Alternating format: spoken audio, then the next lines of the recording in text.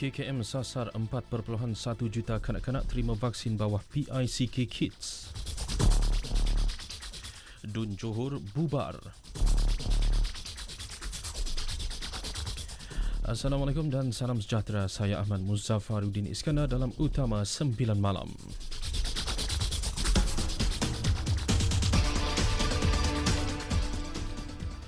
Sultan Johor Sultan Ibrahim Sultan Iskandar berkenan menandatangani watikah pembubaran Dewan Undangan Negeri Johor untuk memberi laluan kepada pilihan raya umum PRU DUN. Terdahulu baginda berkenan menerima menghadap Menteri Besar Datuk Hasni Mohamad kira-kira pukul 5 petang tadi di Istana Bukit Sirin Johor Bahru. Pada pertemuan bersama baginda, Datuk Hasni turut diiringi Setiausaha Kerajaan Negeri Johor Datuk Azmi Rohani yang kemudian mempersembahkan watikah pembubaran Dewan Negeri Johor. Watikah yang ditandatangani Sultan Ibrahim itu berkenaan fasal 23 bahagian kedua Undang-Undang Tubuh Kerajaan Johor 1895 bahawa Dewan Negeri Johor Darul Ta'zim termansuh pada 22 Januari 2022. Dengan keputusan itu, Johor bakal menjadi negeri seterusnya akan mengadakan PRU DUN selepas Sabah, Melaka dan Sarawak.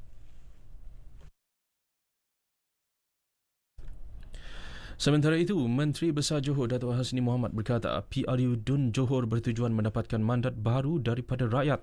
Ia bagi membolehkan semua perancangan dan program-program kerajaan termasuk bajet 2022 diteruskan. Kita akan menunggu keputusan daripada Suruhanjaya Pilihan Raya untuk menetapkan tarikh-tarikh yang seterusnya. Di peringkat kita di Kerajaan Negeri, kita pun telah memenuhi syarat-syarat di mana pasal 23(2) itu membolehkan kita mengadakan pilihan raya sebelum tamat tempoh 5 tahun dan 15(3) adalah untuk membolehkan ataupun kuasa yang ada kepada Kebawah Duli Sultan Johor untuk memansuhkan Dewan Undangan Negeri ini. Datuk Hasni menyatakan demikian dalam sidang media di Pejabat UMNO Johor di Johor Bahru.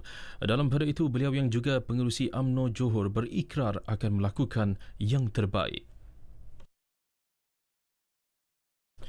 Beralih ke perkembangan kesihatan, bekas Perdana Menteri Tun Dr. Mahathir Mohamad, lebih 60 petugas media dari pelbagai agensi berada di Institut Jantung Negara IJN sejak tengah hari tadi. Bekas Perdana Menteri itu kini berada di unit rawatan koronari CCU. Butiran lanjut kita bersama Siti Nurul Husna Bukhari di IJN.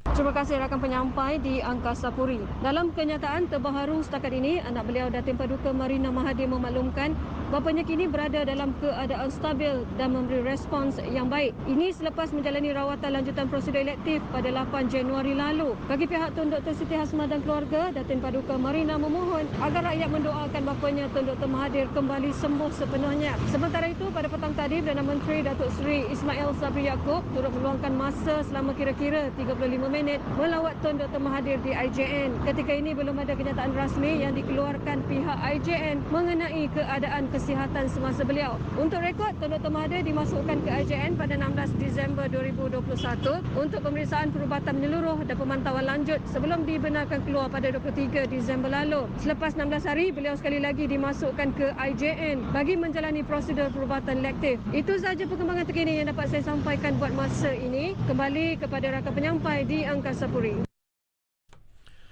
Proses tender bagi pembinaan bangunan dan menaik taraf fasiliti sekolah kebangsaan Long Bemang di Miri, Sarawak akan dibuat selewat-lewatnya Februari ini.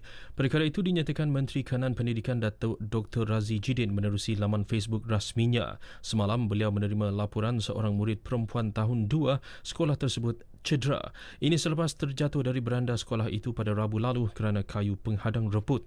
Sebagai tindakan segera, Jabatan Pendidikan Negeri Sarawak telah menyediakan sejumlah peruntukan bagi pelaksanaan kerja-kerja menggantikan kayu penghadang koridor. Selain pembaikan kecil lain di sekolah tersebut yang kini giat dilaksanakan dengan sebahagiannya telah siap. Saya sudah terima vaksin lengkap. Kenapa perlu ambil dos pengalak lagi? Menurut WHO, imun vaksin COVID-19 akan merosot selepas tempoh tertentu. Jadi, dos penggalak boleh berikan perlindungan optimum terhadap jangkitan. Berita seterusnya. Kementerian Kesihatan menyasarkan sebanyak 4.1 juta atau 70% kanak-kanak berusia 5 hingga 11 tahun diberi suntikan vaksin COVID-19 menerusi program PICK Kids yang dijadual bermula Februari ini. Timbalan Menteri Kesihatan Datuk Dr. Nur Azmi Ghazali berkata, suntikan vaksin hanya akan diberikan kepada golongan kanak-kanak yang mempunyai masalah kesihatan meskipun kanak-kanak berisiko rendah mengalami jangkitan COVID-19 namun ada di antara mereka mempunyai gejala teruk dan dimasukkan ke hospital. Sebab tu kerajaan hari ini buat penetapan melalui KKM, melalui PBKD telah mendapat kelulusan bersyarat Pfizer-BioNTech yang dos kanak-kanak iaitu 10 mikrogram 0.2 mil akan diberikan pada kanak-kanak dalam sela 8 minggu yang akan bermula pada 3 bulan 2 ni. Jadi kita buat ini untuk melindungi kanak-kanak kita. Jadi siapa yang pemuda kita nak bagi? Kanak-kanak yang bermasalah kesihatan. Yang ada komorbid lah. Yang obes, yang kencing manis, yang jantung, buah pinggang, saraf dan sebagainya. Berkenaan penangguhan suntikan dos penggalak kepada rakyat seperti yang disuarakan sesetengah pihak baru-baru ini, Datuk Dr. Nur Azmi menyifatkannya sebagai tidak wajar. Sebaliknya, tegas beliau, kerajaan menerusi Kementerian Kesihatan akan terus mempergiat program vaksinasi kepada rakyat. Ia sebagai usaha menyelamatkan nyawa rakyat. Berhubung berita palsu kematian dikaitkan suntikan dos penggalak, beliau menegaskan setakat ini tiada kes kematian direkodkan disebabkan vaksin itu. Setakat semalam, 44% rakyat di negara ini diberi suntikan dos penggalak. KKM menjangkakan jumlah itu meningkat sehingga 60% menjelang akhir bulan ini. Perjanjian Kerjasama Ekonomi Komprehensif Serantau RCEP akan menjadikan Malaysia lebih berdaya saing dalam perdagangan dan pelaburan. Keyakinan itu disuarakan Menteri Kanan Perdagangan Antarabangsa dan Industri Datuk Seri Muhammad Azmin Ali.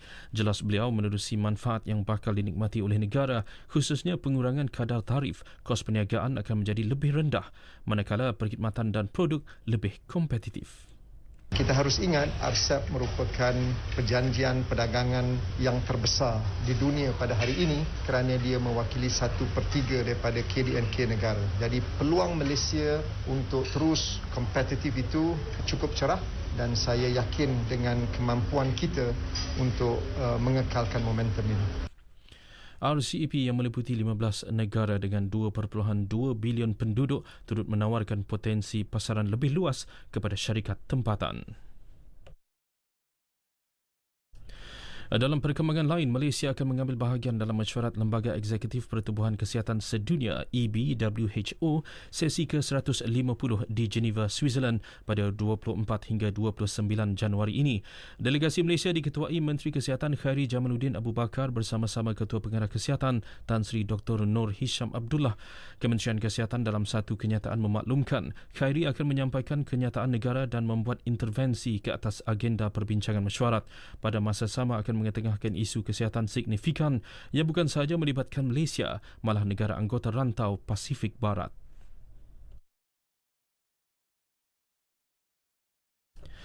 Susulan letupan gunung berapi dahsyat dan tsunami di Tonga, selain tekad untuk membina semula tanah air yang terjejas, rakyat negara itu turut menjadikan keperluan mendapatkan bekalan air minuman sebagai keutamaan mereka ketika ini. Setakat ini, pasukan kecemasan telah pun mengagihkan 60,000 liter air kepada penduduk dengan sumber air negara diperoleh daripada sebuah loji penyahgaraman kapal tentera laut New Zealand. Pada masa sama, lebih banyak kapal tentera laut dari Australia, New Zealand dan Britain dijangka tiba dalam tempoh terdekat bagi menyalurkan bantuan. 2 penerbangan bantuan kemanusiaan dari Jepun dan New Zealand pula tiba hari ini selepas 2 penerbangan misi sama dari Australia semalam.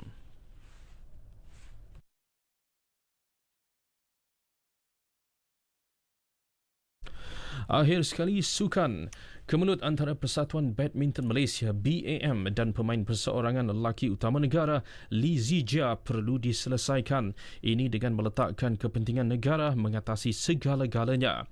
Penegasan dibuat oleh Menteri Belia dan Sukan Datuk Seri Ahmad Faizal Azumu. Beliau berkata mana-mana pihak termasuk peminat sukan tersebut juga tidak seharusnya menuding jari dan menyalahkan sesiapa. Sebaliknya, mencari jalan penyelesaian. Semalam, BAM memutuskan untuk tidak mendaftarkan Zijia yang juga juara All England 2021 menyertai mana-mana kejohanan antarabangsa selama 2 tahun berkuat kuasa 18 Januari. Ia susulan keputusan pemain ranking ke-7 dunia itu yang mahu meninggalkan BAM menerusi surat peletakan jawatan dihantarnya pada 11 Januari lepas.